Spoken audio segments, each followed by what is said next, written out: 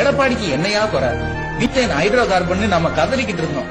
அந்த திட்டத்தை கொண்டு வந்த ஸ்டாலினே அதை எதிர்த்து நடைபயணம் போறேன்னு நாடகம் ஆடிட்டு இருந்தார். ஆனா நாமெல்லாம் எடுபடின்னு சொன்ன எடப்பாடி தான் தைரியமா டெல்டா மாவட்டங்களை பாதுகாக்கப்பட்ட வேளாண் மண்டலமா அறிவிச்சு கொலைகார திட்டங்கள்ல இருந்து தடுத்து நிறுத்தினாரு. காவிரியில தண்ணி வரலன்னு கண்ணீர் விட்டோம். அதுக்கு காரணமா இருந்த நம்ம கலைஞர் குடும்பம் நம்ம கண்ணீரை அரசியலாக்கிட்டு இருந்தாங்க. ஆனா நாம அடிமைன்னு சொல்ற எடப்பாடி தான் முட்டி மோதி நமக்காக மேலாண்மை வாரியம் அமைச்சாரு.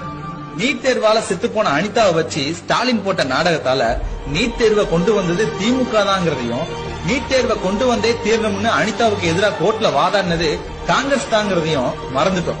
ஆனா அரசியலை தாண்டி நம்ம பிள்ளைங்க வாழ்க்கைக்காக 7.5% இடஒதுக்கீடை கொடுத்து நீட் தேர்வை சரியா எதிர்கொள்றது நாமெல்லாம் ஒண்ணுமே தெரியாதுன்னு கிண்டல் அடிச்சிட்டு இருக்கோமே, அந்த எடப்பாடி தான். குடிமராமத்து திட்டம் கொண்டு வந்தப்ப மக்கள் யாருமே அதை கண்டுக்கல.